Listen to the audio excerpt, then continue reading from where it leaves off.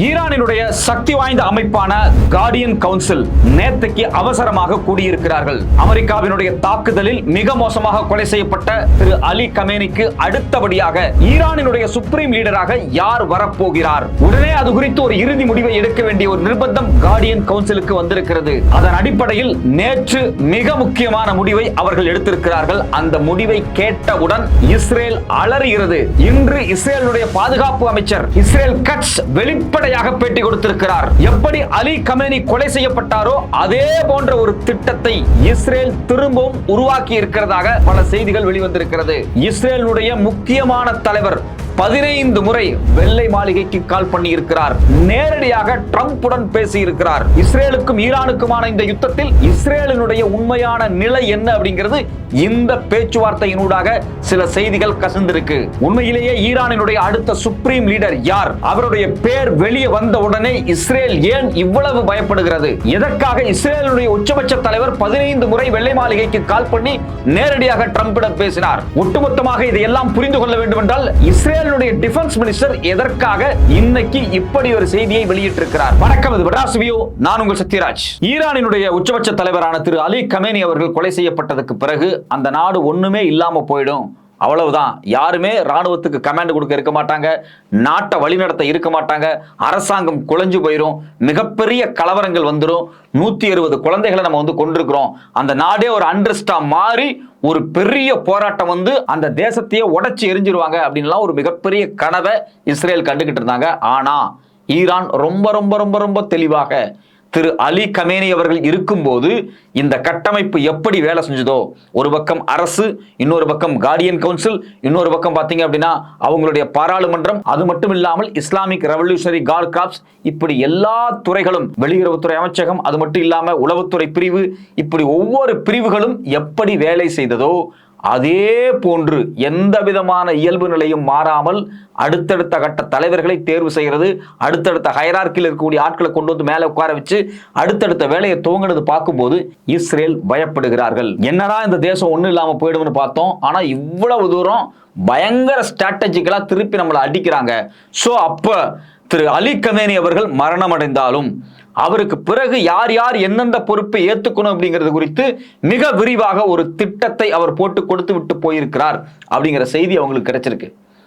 அதுல குறிப்பா பாத்தீங்க அப்படின்னா திரு அலி கமேனி அவர்கள் மரணம் அடைஞ்சதுக்கு பிறகு கார்டியன் கவுன்சில் இருக்கிறவங்களோ இல்ல அடுத்தது செக்யூரிட்டி கவுன்சில் இருக்கிறவங்களோ யாரோ ஒருத்தங்க மேல் பதவிக்கு வருவாங்க அப்படின்னு பல பேர்த்த நேரடியா இந்த இஸ்ரேல் கொலை செய்ய ஆரம்பிச்சுட்டாங்க. அது மட்டும் இல்லாம ஒட்டுமொத்தமாக அலி கமேனியினுடைய குடும்பத்தில் இருக்கக்கூடிய எல்லா நபர்களையும் நாம கொலை செஞ்சுட்டோம் அப்படின்னு ரொம்ப தைரியமா இருக்கிறாங்க.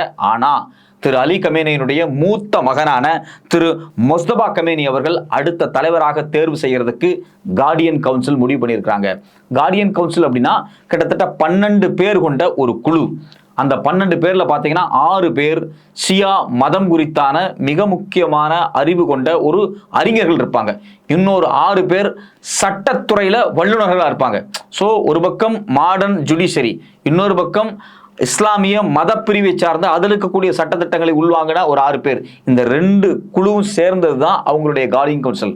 அந்த கார்டியன் கவுன்சில் தான் பார்த்தீங்கன்னா அடுத்த சுப்ரீம் லீடரை தேர்வு செய்யறதுல ஒரு முக்கியமான ரோலை பிளே பண்ணும். ஸோ இந்த கார்டியன் கவுன்சிலாக இருக்கட்டும், இல்லை ஈரானினுடைய சக்தி வாய்ந்த ராணுவ பிரிவாக இருக்கக்கூடிய இஸ்லாமிய ரெவல்யூஷனரி கார்டா இருக்கட்டும், இவங்க எல்லாருமே யாரை விரும்புறாங்க அப்படின்னா அலி கமேனி அவர்களுடைய மகனான மொஸ்தபா கமேனி தான் விரும்புறாங்க. ஸோ அப்போ இந்த மொஸ்தபா கமேனி அவர்களும் சாதாரண ஆள் கிடையாது.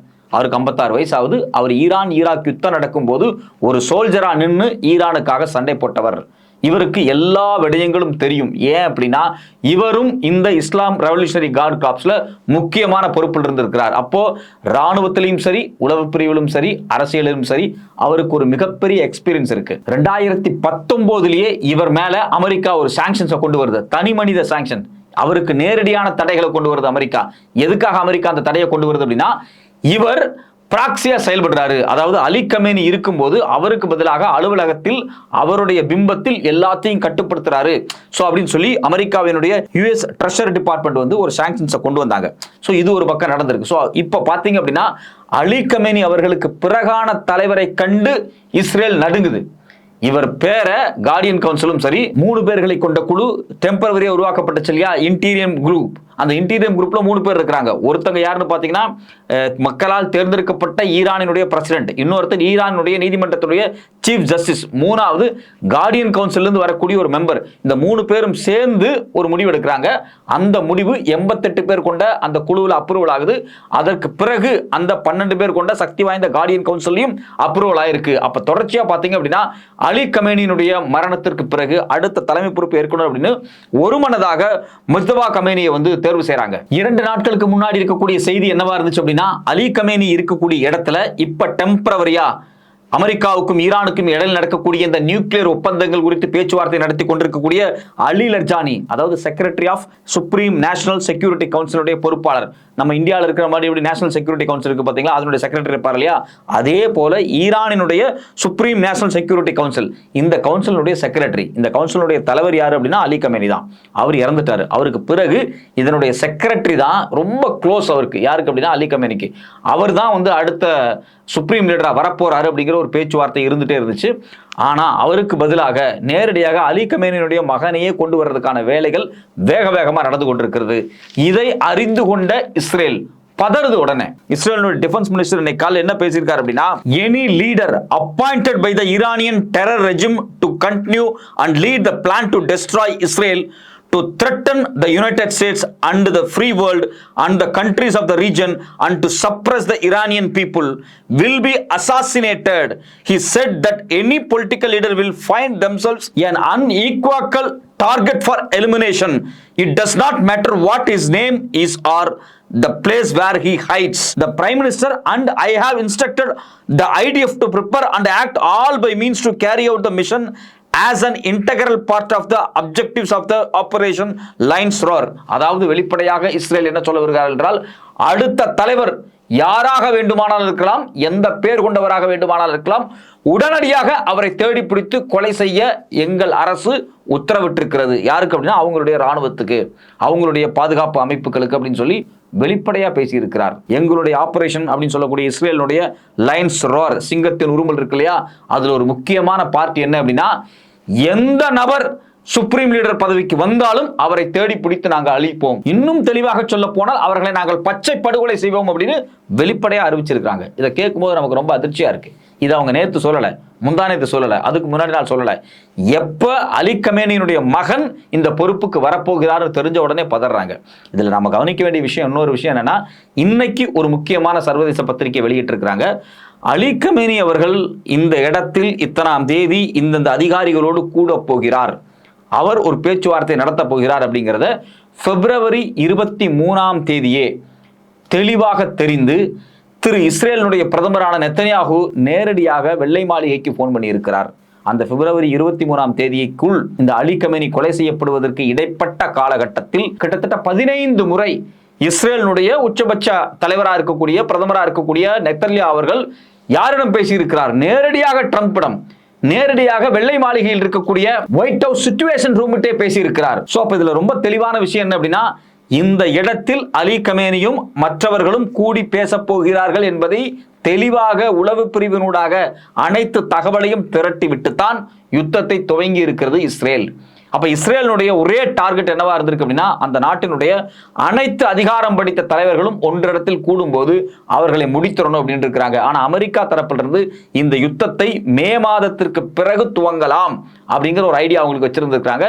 இன்னும் ப்ரிப்பேர் ஆகல, இன்னும் சரியா நம்மளை ட்ரெயின் பண்ணிக்கல. இன்னும் சொல்ல போனா நம்மளுடைய மக்கள்கிட்ட, அதாவது அமெரிக்க மக்கள்கிட்டையும் ஐரோப்பாவில் இருக்கக்கூடிய அரசுகள்கிட்டையும் நாமல் முறையான சப்போர்ட்டை பெற்றதுக்கு பிறகு இந்த யுத்தத்தை துவங்கலாம் அப்படிங்கிறதுல அமெரிக்கா ரொம்ப உறுதியா இருந்திருக்கு. ஆனா அவசரமாக இந்த யுத்தத்தை இஸ்ரேல் துவங்கி இருக்கிறார்கள்.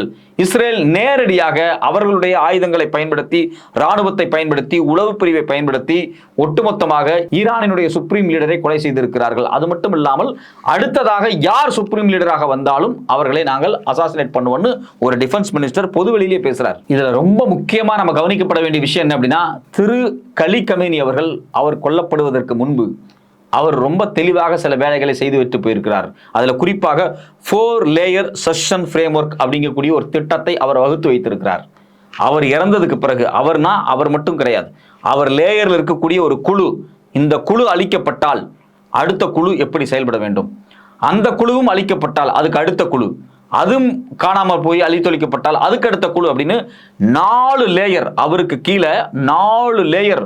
இந்த தேசத்தை இன்னும் 3 வருஷம் இல்ல, இன்னும் 10 வருஷம் யுத்தம் நடந்தாலும் அந்த யுத்தத்தை தலைமை தாங்கி நடத்துவதற்கு, இந்த அரசாங்கத்தை நடத்துவதற்கு, உளவு பிரிவை நடத்துவதற்கு என்ன செய்யணுமோ அந்த ஃப்ரேம் ஒர்க்கை பக்காவா செஞ்சு வச்சுட்டு போயிருக்கார் அப்படின்னு ரொம்ப தெளிவா சர்வதேச ஊடகங்கள் சொல்லியிருக்கிறாங்க. இதனுடைய மிகச்சிறந்த எடுத்துக்காட்டு என்ன அப்படின்னா, எல்லாருமே என்ன நினைச்சாங்க, அலி கமேனியினுடைய மரணத்துக்கு பிறகு ஈரான் சொதப்பிடும், ஒண்ணுமே இல்லாம போயிரும் நினைச்சாங்க. ஆனா அவர் மரணத்துக்கு பிறகு திட்டமிட்டு துல்லியமான தாக்குதல் எங்க நடக்குது அப்படின்னா, ஒட்டுமொத்த அரபு நாடுகளிலும் நடக்குது. உளவு பிரிவு பயங்கர ஸ்ட்ராங்கா வேலை செய்யுது. தேடி தேடி அமெரிக்காவினுடைய ஏர்பேஸையும் நேவல் பேஸையும் அடிச்சு உடைக்கிறாங்க. அமெரிக்காவினுடைய USS ஆபிரகாம் லிங்கன் அடித்து நொறுக்கப்படுது. அது மட்டும் இல்லாம சக்தி வாய்ந்த ரேடார்கள் தேடி தேடி தேடி அந்த ரேடாரை காலி பண்றாங்க. ட்ரோன்ஸை சுட்டு வீழ்த்துறாங்க. சக்தி வாய்ந்த அன்மேண்ட் ஏரியல் வெஹிக்கிள்ஸை சுட்டு வீழ்த்தி அதை எடுத்துக்கிறாங்க. இது மாதிரி பல வேலைகள் ரொம்ப ஸ்ட்ரக்சரா நடக்குது. ஸோ அப்போ இதில் என்ன தெரிஞ்சுக்கணும் அப்படின்னா, திரு அலி கமேனி அவர்கள் மரணம் அடைந்தால், அவர் கொல்லப்பட்டால் அடுத்தது என்ன செய்ய வேணும் அப்படிங்கிறது குறித்து மிக தெளிவான இன்ஸ்ட்ரக்ஷன் இங்கே கொடுக்கப்பட்டிருக்கு. அதனால தான் பார்த்தீங்க அப்படின்னா இந்த வார் இன்னைக்கு வரைக்கும் ஈரானுக்கு சாதகமாகவே போயிட்டு இருக்கு. ஈரான் தான் இன்னைக்கு ஹை ஹேண்ட். இந்த யுத்தத்தை நிறுத்தணும் அப்படின்னு இஸ்ரேல் கெஞ்சுறாங்க. யார்கிட்ட அப்படின்னா அமெரிக்காட்ட. ஏற்கனவே 12 நாள் யுத்தம் நடந்த போது கூட அந்த யுத்தம் தொடரக்கூடாது அப்படின்னு நேரடியாகவே அமெரிக்காவிடம் பேசி வெளிப்படையாக இஸ்ரேல் என்ன பண்ணாங்கன்னா அந்த யுத்தத்தை நிறுத்தினாங்க. இப்போ இந்த யுத்தத்தை துவங்கியது இஸ்ரேலாக இருந்தாலும் சுப்ரீம் லீடரை கொண்டதுக்கு பிறகு இந்த யுத்தம் நடக்காது, வலுவிழந்து போயிடும், அந்த நாட்டுக்குள்ள ஒரு கிராஸ் ஆயிரும், ஒரு பெரிய கலவரம் ஏற்பட்டுரும், ஒரு யாருமே யூகிக்க முடியாத அளவுக்கு குழப்பம் விளைஞ்சிரும் அப்படின்னு நினைச்சாங்க. ஆனால் ஆர்கனைஸ்டா அந்த நாடு செயல்பட்டு இருக்கு. அது மட்டும் இல்லாமல் அலி கமேனியினுடைய மரணம் அப்படிங்கிறது அந்த நாட்டில் ஏற்கனவே இருந்த அதிருப்தி எல்லாத்தையும் களைஞ்சு மக்கள் எல்லாருமே மிகப்பெரிய ஒற்றுமைக்குள்ள நின்று ஒன்று சேர்ந்து சண்டை போடுற இடத்துக்கு வந்துட்டாங்க. இது இஸ்ரேல் ஒரு நாளும் நினைத்து பார்க்காத ஒரு விடயம். அவர்களுடைய உளவு அமைப்போ அவங்களுடைய ராணுவ அமைப்போ யாருமே யூகிக்க முடியாத விஷயம். தலையை துண்டித்து விட்டால் எல்லாமே சரியாயிரும் அப்படின்னு நினைச்சாங்க. அதனாலதான் அவங்க இந்த கோடு வேடை எப்படி பயன்படுத்தினாங்க, பாம்பு தலை துண்டிக்கப்பட்டது அப்படின்னு சொன்னாங்க.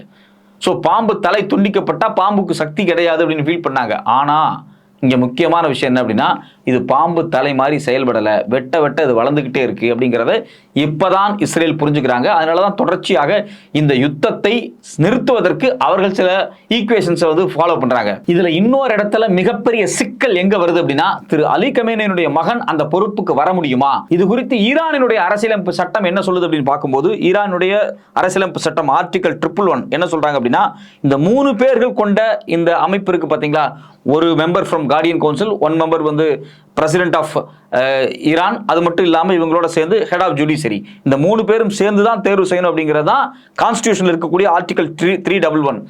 ஆனால் அதே சமயத்தில் திரு அலி கமேனி அவர்கள் உச்சபட்ச தலைவராக இருக்கும் போதே அவர் வெளிப்படையாக என்ன சொல்றாரு அப்படின்னா, ஹெரிடிட்டரி வரக்கூடாது, அதாவது இங்கே வாரிசு அரசியல் இருக்கக்கூடாது, அதில் அவர் ரொம்ப ரொம்ப ரொம்ப அது மட்டும் இல்லாமல் டிக்டேட்டர்ஷிப் இருக்கக்கூடாது அப்படிங்கிறத 2023 கூட அவர் மிக தெளிவாக அதை பதிவு பண்ணுகிறார். Dictatorship and hereditary government are not Islamic அப்படிங்கிறாரு. இது இஸ்லாமிக்கே கிடையாது, இப்படி ஒருத்தரை தேர்வு செய்யக்கூடாது அப்படின்னு சொல்லி 2023 அலி கமேனி அவர்கள் அவருடைய கடைசி விருப்பத்தை அவர் ஏற்கனவே தெரிவித்து வச்சிருக்கிறார்.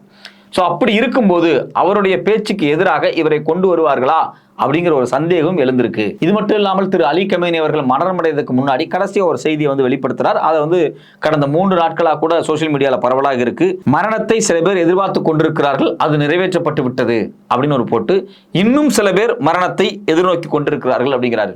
அதாவது மரணம் அப்படிங்கிறது அதை எதிர்நோக்கி உட்கார அளவுக்கான ஒரு வீரனா இருக்கணும் அப்படிங்கிறாரு. ஒரு மக்களுக்கோ ஒரு தேசத்துக்கோ இல்லை ஒரு மதத்துக்கோ நீங்க ஏதாவது ஒன்று செய்ய வந்துட்டீங்க அப்படின்னா கட்டாயமாக நீங்கள் எதிரிகளால் வீழ்த்தப்படுவீங்க. அப்படிங்கும்போது நாமெல்லாம் இன்னும் மரணத்தை எதிர்நோக்கி உட்கார்ந்துகிட்டு இருக்கோம். சில பேர் மரணத்தை எதிர்நோக்கி வீழ்ந்துட்டாங்க அப்படிங்கிறத அவர் சொல்ல வர்றாரு. அதாவது இதுக்கு முன்னாடி இருந்தவங்களை இது மாதிரி நாட்டில் கொலை செஞ்சுட்டாங்க, என்னையும் கொலை செய்யலாம், யார் வேணாலும் வரலாம், மரணம் அப்படிங்கிறது எல்லாத்துக்கும் வரக்கூடிய ஒரு விஷயம் தான், ஆனால் நம்ம செய்ய வேண்டிய புனித வேலையை கட்டாயம் செய்யணும் அப்படிங்கிற அவருடைய கடைசி ஸ்டேட்மெண்ட் கூட ரொம்ப பொருத்தமாக இப்போ சோஷியல் மீடியாவில் பரவிக்கிட்டு இருக்கு. ஸோ அப்போ இதெல்லாத்தையும் எடுத்து வச்சு பார்க்கும்போது இஸ்ரேல் அவரை கொன்று விட்டார்கள் அலி கமேனியை, அடுத்தது யாரை வேண்டுமானாலும் அவர்கள் கொள்ளலாம், யார் எவ்வளவு பேர்த்தை அவர்கள் என்ன செய்தாலும் அடுத்தடுத்த தலைமைகள் உருவாகி கொண்டே இருக்க வேண்டும், அதுதான் ஈரானை காப்பாற்ற முடியும் அப்படிங்கிறதா அவருடைய கடைசி ஸ்டேட்மெண்டா இருக்கு.